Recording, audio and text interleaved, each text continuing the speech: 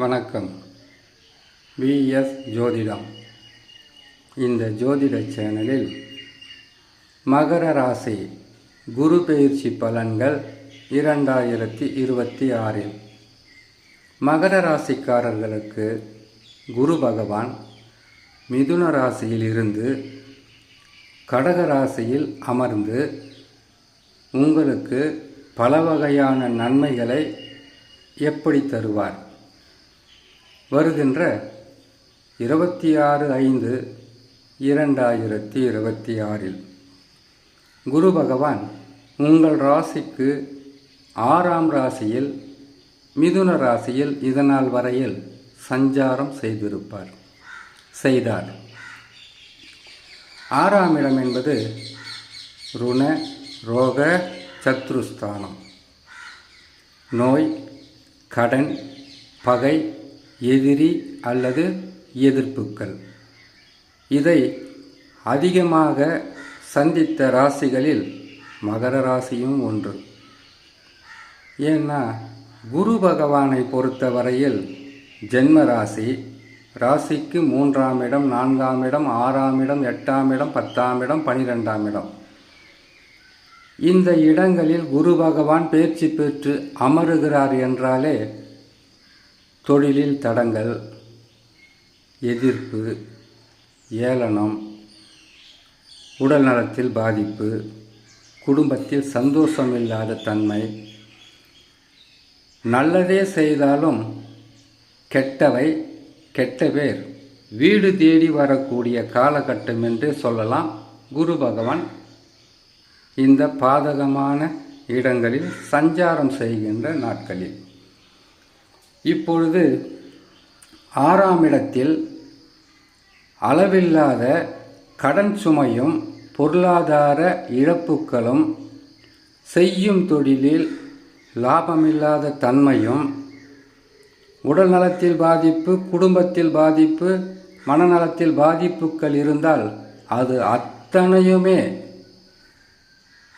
உங்களுக்கு இருக்கின்ற பிரச்சனைகள் அத்தனையுமே விலகி நன்மைகள், நற்பலன்கள், எதிர்பார்த்ததை விட அதிகப்படியான நன்மைகளை செய்யக்கூடிய காலகட்டத்திற்கு குரு பகவான் வரப்போகிறார். இது வெறுமனே உங்களுக்கு ஆசை வார்த்தை காட்டுகின்ற பதிவாக இருக்காது. காரணம், சனி பகவான் ஒரு பக்கம் உங்களுக்கு 7.5 சனியிலிருந்து முற்றிலும் விலகிவிட்டார்.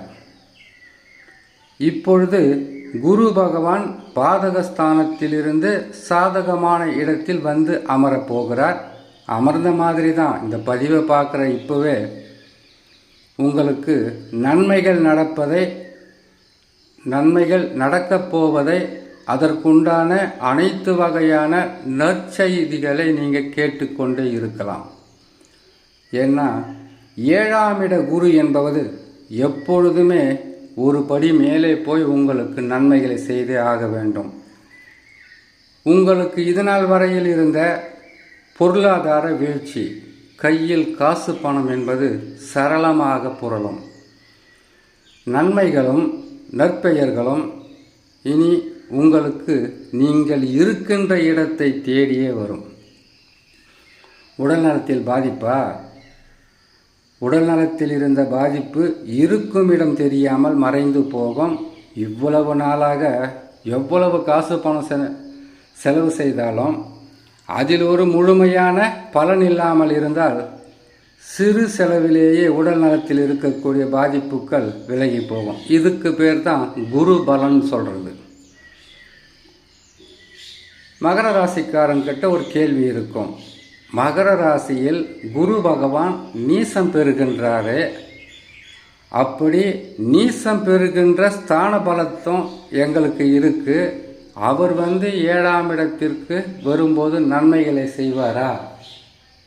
குரு பகவானுக்கு உங்களுடைய சொந்த ஜாதகத்தில் எந்த நிலையில் வேணுமானாலும் இருக்கட்டும், மேசம் முதல் மீனம் வரையில் இருக்கின்ற 12 ராசிகளில் எந்த இடத்தில் வேண்டுமானாலும் இருக்கட்டும், குரு பகவான் உங்களுடைய சொந்த ஜாதகத்தில் அது பற்றி பேச்சு கிடையாது. இப்போது குரு பகவான் ஆண்டுதோறும் பயிற்சி பெற்று நல்ல இடம் என்று சொல்லக்கூடிய ராசிக்கு 7ஆம் இடத்தில் வந்தால் தடைப்பட்ட திருமணம் தடையில்லாமல் நடக்கும்.